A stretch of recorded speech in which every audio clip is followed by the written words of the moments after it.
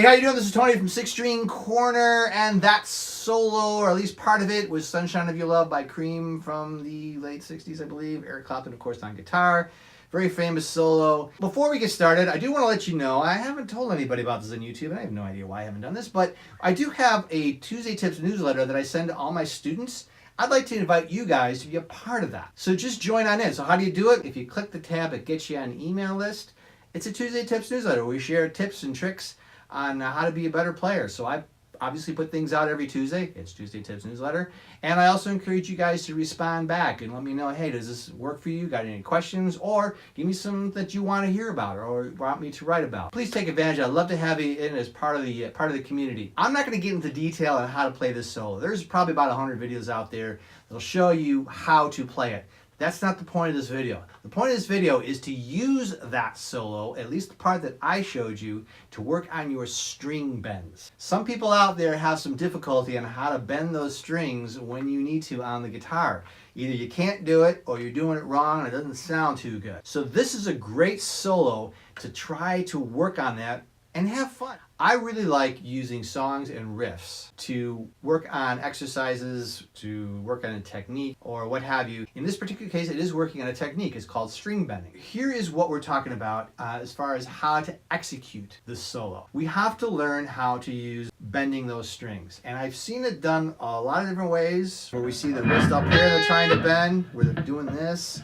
I've really seen a lot of folks without their hand anchored to the back of the neck, using their fingers to bend. Well, you do use the finger to bend, but the more efficient, the better way to do that is to also use your wrist. It's all in the wrist. This is the way I do it. This is the way a lot of guitar heroes that I follow, if I watch them, that's what they do. Pay attention to how they're bending their strings. So here's two things I want you to look for. Number one, make sure that your hand is grabbing the back of this neck, just like this. Okay, so when I'm bending a string, I'm holding the neck just like this. We need that for the support. The second part of this thing is to twist your wrist kind of like this, but counterclockwise, almost like you're twisting a doorknob to the left.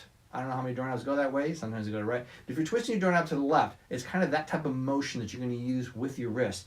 But you're going to grab the back of the neck and make sure you hold that for support. Also, and I guess this is the third thing, I said two, and there's three now. Keep your fingers as close together as you possibly can. It won't always be that way every time you do a bend, but most of the time you want to keep them together, not out like this. They're kind of offering support to each other, I guess, if you will. And they are going to push the string, but what's going to aid in that push is the twisting of the wrist. Way easier. Do it from this way, you're relying solely on your fingers to execute that riff. If you do it this way, you're letting your hand, your thumb, your hand, the back side of your hand, all that's going to support the motion to push it up. Now, if you've never done this before, yeah, it's going to take a little while to do it. It's a new thing. That's just what happens when you work on a song. But what you want to do is you want to be able to bend that string, twisting the wrist.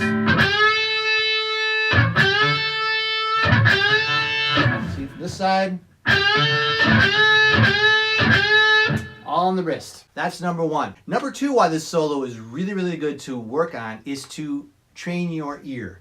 Because when you bend the strings, you don't really have a fret to reference what the note is. In other words, if I'm playing this F, I just know I can go to a F sharp because that's the next fret. I don't have to really think about it. But when you're bending, you're kind of in a no man's land because you don't have any reference other than your ear. So you're going to have to train your ear to know when you're bending a half step, bending a whole step, and sometimes even a step and a half. I've even seen two-step bends, which is really quite amazing. You're going to train your ear. In this solo, that's just the very, very beginning, he's bending that string perfectly, a whole step and down, just like this. So I was on the 14th fret on the G string, using the 12th fret on the G string, and then also using the 13th fret on the B string. That's what it would sound like if I didn't bend it. So what we're going to do though is we're going to bend from this note to match this note. And we've got to use our ear. We got to be able to hear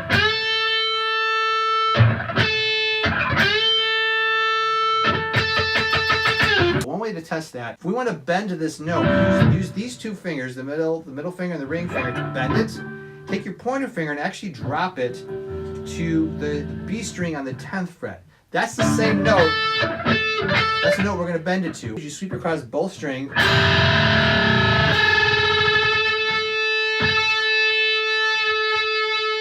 So that will tell you how far you've got to bend that string. Your ear will eventually hear it. It will eventually. You have to trust that, okay? And listen for it. That's a whole step bend. There's also half step bends. He does it later in the song. That's a classic little blues riff.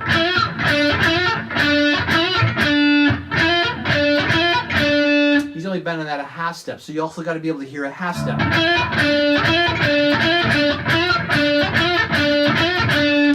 So you bend from original note.